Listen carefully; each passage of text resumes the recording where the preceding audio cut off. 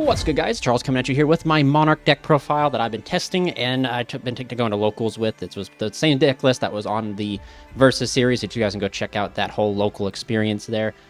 So yeah, there's a little backstory with the deck. First structure deck I ever picked up in the entire game of Yu-Gi-Oh! Was Monarchs, and I picked it up to kind of whoop my buddy Matt to show him that, you know, his list was garbage. And I really enjoyed the deck, and it's like, it's art, you know? Like, one thing that, a comment that has stuck out to me that I have said consistently is, what the deck may lack in consistency, it makes up in just straight aura, because like these cards are just so awesome and they're just so old school and stuff. And I think that the new support got really overlooked. I think that it's really good new support. I think it does a lot for the deck, and I am just really pleased with what it is. So I'm going to showcase you guys my list I'm currently testing, explain it, because I don't think it's the same as a lot of lists I've been seeing. And there's definitely some minor changes and stuff that probably could be done through the line, but I don't think this deck is like really figured out yet. I don't think there's like a solid, for sure, best way to play the deck. I think it's really preference. And before I get into the deck profile, please remember to hit that subscribe button, ding that notification bell, so you never miss when we go live. Also, think about hitting that join button and getting knighted and becoming a member of the channel here at Team COG. Anything that gets put into the channel goes right back into it. So I really appreciate all the support from that side. Also, check out our sponsor, Dueling Guard. Link in the description below. Just go use that link. You'll get 15% off your order at checkout, and all that just goes back into the channel. So to go ahead and explain this deck, so it's Domain Monarchs. Again, no extra deck, so this is going to kind of fly through a little bit. But I really believe this deck has 4 major win conditions. The 4 major win conditions is Domain, Majesty Fiend, Zaborg, and Monarchs Erupt. If you get to any of these 4 win conditions, I think that you have like a 70% chance to win the game. Only because it puts the opponent on better draw the out. You know, if you end on Majesty's Fiend, if they don't have a way to get bigger than it, or in perm, that's it. Domain, sometimes Domain by itself, they don't have no spell and trap removal, they can't out Domain, it wins games by itself. Same thing with Erupt and Zaborg. If you resolve either of those cards, sometimes they just solo and win you games, right? Matchup depending in certain scenarios, right? But if you take any of those 4 win conditions and you put 2 of them together, I think your chances to win just go up almost to essentially like 80 to 90% chance to win, if not more. But anyway, I'll just go ahead and show you guys my deck profile. Remember, this is personal preference, but this is what I've been having a lot of success with. So I am playing 3 Either, which I don't think is common. I think people have actually gone away from playing 3 Either and moved to Erebus, but I like Either for multiple reasons. That Either, if you see it, it allows you to be like a backup extension in your hand to support your boards. If you end on any of the 1-4 win conditions, as if you have Either in your hand, it's literally going to be able to be a disruption during the opponent's turn. It's also a starter because this card gets you access from the deck to Eidos. So if you don't get access to the level 6 Eidos, Either will get it to you. Like, it's there. Either also gets access to any of the other Monarchs to have here in your hand if you want to. For those who don't know, if you're not too familiar, Erebus and Either have the same effect, so I won't describe it twice, but on summon, they send 2 Monarch spell or traps, and then they both do different effects. Either allows you to summon a Monarch stat monster from your deck, and then during the end phase, it bounces back. Then a quick effect during the opponent's main phase, you banish a Monarch spell or trap, and then you immediately, after this effect resolves, tribute summon. Erebus here, which I think a lot more people are like, these ratios are probably reversed, or they're playing less. Erebus is essentially, like I said, the same thing that Either does by dumping, but it allows you to non-targeting shuffle back from hand, field, or graveyard any card, and then quick effect during the main phase, you discard a Monarch spell or trap, and you're just able to recur a Monarch stat monster from the graveyard to your hand.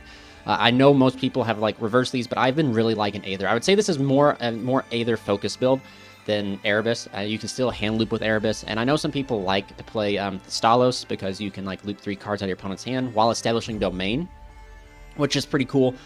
But this card is phenomenal for going first and going second. Literally, if they hand trap you, it does what it does, and then you're just able to rip another card. Like, you literally dwindle their hand with Erebus, and then Domain lock, and then it's like, cool. Moving on, this is probably the best new card in my opinion. Not the best new card, I take that back. The best new monster, Eidos.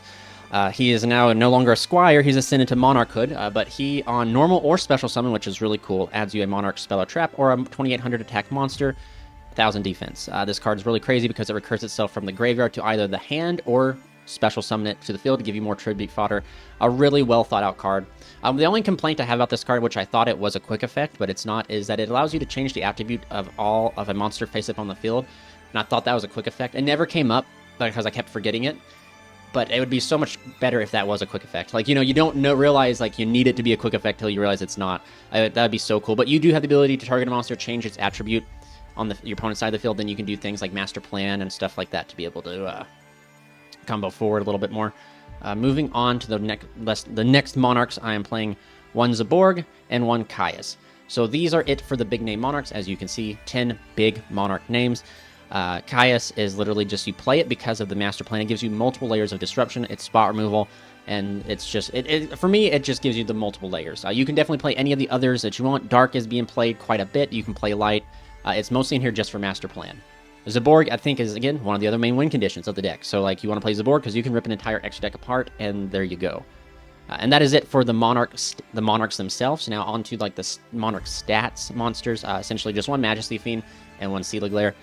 So you don't have to play Sealig Lair if you're not playing a heavy Aether build, but since I'm playing 3 Aether, I wanted to have a good monster to summon out during my opponent's turn other than Eidos. Like, it feels kind of like, like you're already going to have access to Eidos from the graveyard, so when you summon either, you want to have something, you want to summon something, and Karaz just draws you cards, and I don't want to give my opponent to draw cards by popping cards, so I thought Sealig Lair is, like, perfect. It also has the ability, it's a really cool card, you can normal summon it during your, like, hard normal summon it, reduce its stat value, steal something going second, it returns to hand, and then use one of your other normal summons to, you know, tribute their monster. It's really cool in that regards. And then also, it's just a quick effect, bounce back, steal opponent's monster that has attack equal to or less than it.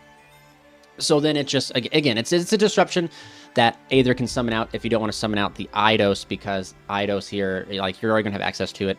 But again, going first, you don't want to summon Sealig Lair, so like you're just able to summon out, Aether can summon out the Eidos and get your combo going. Majesty Fiend, I feel like you have to play at least one of it, right? Because it's literally Monarch stats, you can search it, it's very easily accessible. So again, another win condition of the deck, right? So Majesty Fiend is a Borg, win conditions of the deck.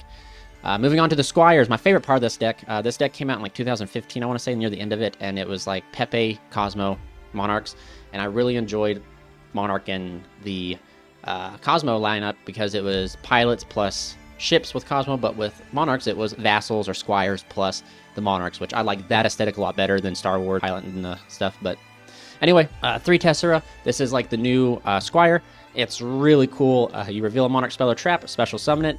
You can activate the effect immediately after the effect resolves, normal summon, and then when it goes to graveyard, it special summons a Squire stat monster from the deck. So you can summon things like Ash, Poplard, stuff like that from Snake Eyes, but most of the time you're summoning out Adia, which used to be the best Squire, but now we've ended up cutting it down. On normal summon or special, it summons another Squire from the deck. And then when it hits the graveyard, it allows you to recur any of your banished Monarch spell or traps. And then finally, for the last 2 Squires, is Eidos. So we're playing a total of 7 Squires to the total of 12 tribute summon monsters, but do take note that you do have other ways besides the Squires. You have like Pantheon, you have like the Master Plan can send the Prime Monarch, which is another way. So technically you have like 3, 6, 7, 8, 9, 10. It's 10 special summonable monsters to 12 big tributes, which I think is pretty okay. Eidos is pretty cool because he gives you an additional normal summon on top of like your normal summon, and then you can banish him from the graveyard to special summon out like the Tessera. Sometimes like you won't get to use Tessera, you just special summon Tessera, tribute summon using your actual normal summon, then you can use Eidos to use another normal summon, then you can banish Eidos, summon out Tessera to get another normal summon. And yeah, this is pretty cool. I actually contemplated about playing the Wind Vassal or the Fire Vassal. The Fire Vassal is kind of cool. It discards cards, so like it potentially could discard like Pantheism to the graveyard if you happen to open it with no discard to get it there. So like you could potentially like discard your Pantheism, discard your Primes, discard like Master Plans, you know, the Revolts, whatever. And then whenever the Fire one gets tributed, you get to look at the opponent's hand and banish a card till the end phase. And I think that's really good because you get to take the worst card out of their hand and then you start Erebusing them. So like potentially, if you decide to main deck or it's post side, you have Mega Thestalos in your deck, you're able to like banish the worst card in their hand, then loop the 3 best cards in their hand because of Thestalos and Erebus. You know, 3 normal summons a turn is what you get, as long as you are able to get those. So it's pretty cool. However, I haven't found the space for it. I mean, arguably there is like space you could cut in the main engine for it, but I'm not totally sold on it yet. But it'll definitely be into future testing and like probably in some showcases and stuff like that. But again, that's it for the Squires. That's it for the monsters. Engine-wise, you know, and then we'll move on to the spells and traps. 3 Pantheisms. This card used to be the best card in the deck. This card literally, for those who don't know, it literally says discard a spell or trap, draw 2, and then that's not once per turn, and then it can banish itself from the graveyard, reveal 3 Monarch spell or traps. Your opponent gives you one, the others get back to the deck. So that's kind of wild, is because this card literally will bait out Ash pretty hard. And if they ash this, you just still... It's just such a crazy bait card. This used to need to resolve because of Monarch's inconsistencies, but now it's like this card just... It's not as important to resolve, you know what I mean? Like, you want it to resolve, but it's more bait so that Revolt resolves. Triple Tenacity. This is literally the searcher for the spell and traps. Reveal a Monarch stack monster. Search a Monarch spell or trap. I'm on the 3 Stormforth, and I noticed a lot of people have been playing Stormforth because I mean, it's a crazy card. But with me being really much on the Aether build here, playing a lot of Aethers, it gives me a little bit more disruption. So like if my inboard is literally Erupt or Domain Pass, it gives me a little bit more because I can Stormforth and then use Aether to tribute their monster too. So again, it just adds a little bit. It makes Aether have a little bit more impact, I feel, when playing into like an opponent's board, when you're forced to go first, when you set up your board, given it's not a lot. You do have the ability to have a little bit more through it, especially if they end up having droplets and half in the attack of your Tribute Sun monster. Being able to even just go Stormforth, Monarch Stormforth, tribute one of their monsters, summon out the Aether, and now like the monster is, you know, like retribute summon, it's bigger. Then, you know, of course, Aether will summon out Sealy Glare, and Sealy Glare can Snatch Steal. It's pretty good. We'll just scoot these up here, or we'll just get rid of these real quick. Let's move them on over, because there's a lot. There's a hefty amount of spell and traps. Onto the best card, in my opinion, that the deck got is Triple Revolt. This card is wild. I discard any card, reveal 3 Monarchs or Squire stat monsters to you. You give me 1, the other 2 go to grave. That is insane. The best Trinity to always reveal, hand depending, right? So if it's just a flat hand, you're always going to reveal Tessera, Erebus, and Eidos. This is like the Holy Trinity I have found to reveal. You reveal these 3, and it's golden. No matter what they give you, you're getting access to it. Now, I think Tessera does require maybe a little bit more if you don't open a Tribute Summonable monster, because you need to have another Monarch spell or trap in your hand to pitch for Erebus to add back Erebus or add back Eidos. But other than that, that's all you're playing. You're literally playing 37 engine cards. You're going to potentially have another spell or trap to pitch for the Erebus. But I will have a video showcasing all 3 different lines with Revolt to show you that this card is like a 1-card like setup. It's wild. It's what Monarch really needed. You can also banish this card from the graveyard to summon a Squire from your hand, so keep that in mind. So sometimes like you don't have to use Tessera's effect if you open multiple Tesseras, or Adia, you don't have to use Adia's normal. You don't have to commit your normal summon with Adia. You can banish this, summon Adia from the hand, Adia effect, summon out Tessera, Tessera effect, immediately normal summon, tribute summon, Tessera summon out Eidos, little Eidos gives you an immediate tribute summon too. So just keep that in mind. But yeah, this is like these are the 3 best cards I always reveal off of Monarch's Revolt. You can also even like get access to Vanity's Fiend as well, and then of course you can use Erebus to pitch, add back Vanity's Fiend, which is kind of crazy. Same with Zaborg. It's like really crazy because this card just makes everything like so searchable. And then on to Triple Monarch Master Plan. This card is okay, to be honest with you. It's not the best card. However, I would say if I wanted to play any of the other smaller Squires, I'd maybe cut a Master Plan down. But what this card does is on activation, you send a Monarch spell or trap. So it by itself is, again, another Squire, because you use this to send the Prime Monarch. Then you can banish this, summon out Prime, then you have a monster that you can tribute over. But another cool effect it has, which is kind of wild, which works in tangent with either as well, and the Prime, is that when this card gets banished, you can target a monster your opponent controls, then you get to add a 2400, 1000 attack stat line Monarch with the same attribute. So that's why you play Caius, is because there's a lot of dark out there, but you also have light because you can add the Majesty Fiend. And then if you have Caius in your hand, you can immediately after this effect resolves a normal summon any of the original Monarch names, like the level 6 Monarchs.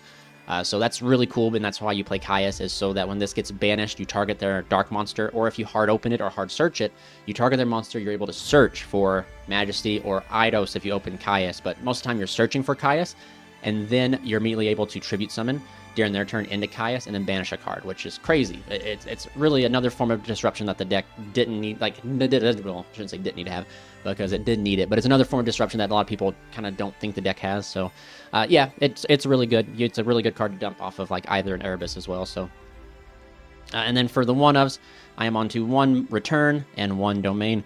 This feels kind of crazy only playing 1 Domain. However, I've seen a lot of lists cut down on Domain because you have pretty much immediate access to it via Tenacity, via the Pantheism, because Pantheism can get you into Tenacity, and, you know, so on and so forth. Also, Eidos can just hard search it. That's why, again, I'm going to hark on either here. Either can literally, worst case scenario, you contribute some for either, send to, summon Eidos. Eidos can literally search you out Domain, or like Eidos can search you out Erupt, and then Erebus sends Pantheism, banish 3, search 3 Tenacity, reveal, search Domain. So like it just allows you to get to the 2 setup, the 2 win con setup that I was talking about, pretty easy. And Domain's an insane card. This is another win, the 4th win conditions right here, or 3rd win conditions right here.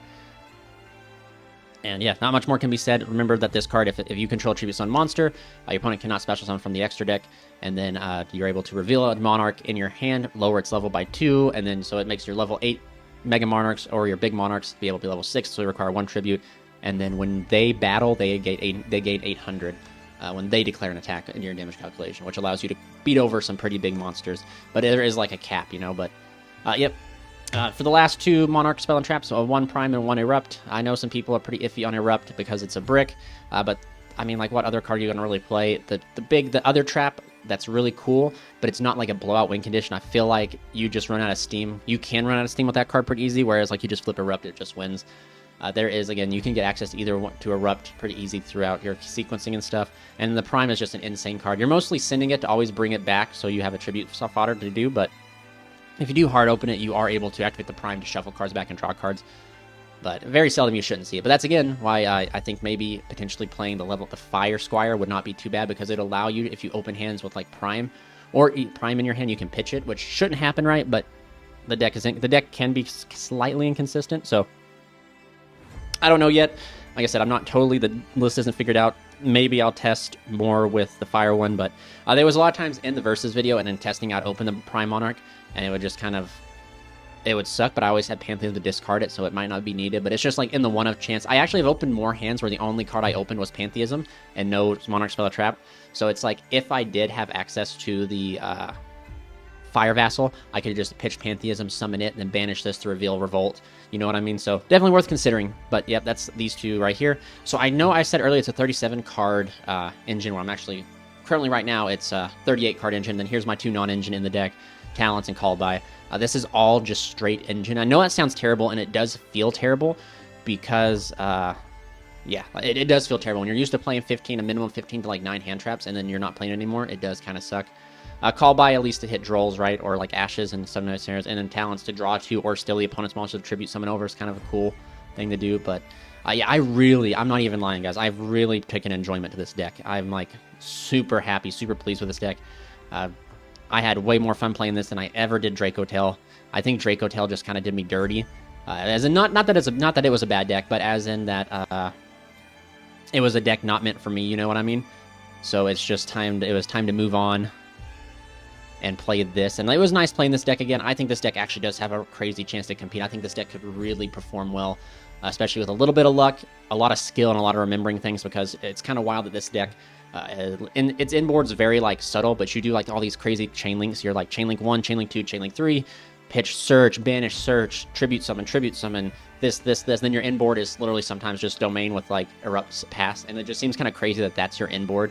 But yeah, stay tuned. I'll showcase you guys some combo sequencing and some test hands probably with this deck, just to let you guys understand. But I do think this is a crazy deck, and if you're like Oonga Boonga YuGiOh and you miss Yu-Gi-Oh, definitely recommend picking it up. So anyway, thank you guys so much for watching. Stay safe, stay healthy. Charles from Team COG signing out.